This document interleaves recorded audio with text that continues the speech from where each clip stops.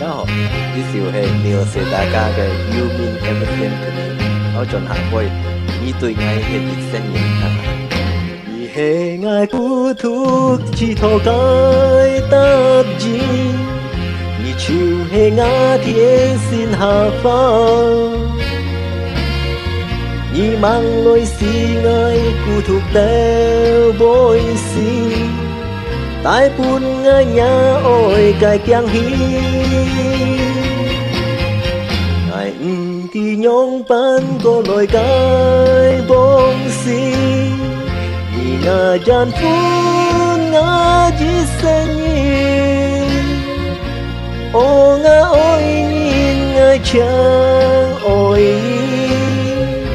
你，你對愛係只聲音。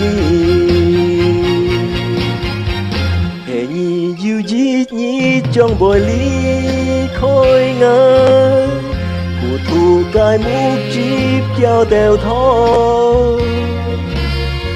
一條路上也無法出來，天當界就目接可靠，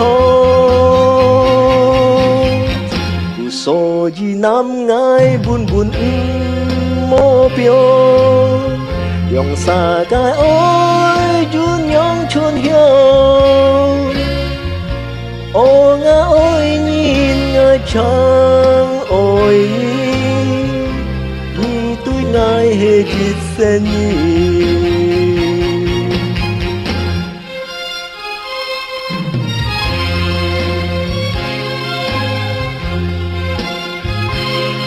我大家很識得聽一路歌。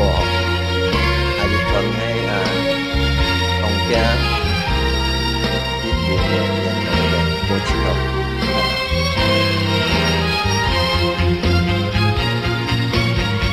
so hold me close and never let me go and say our love will always be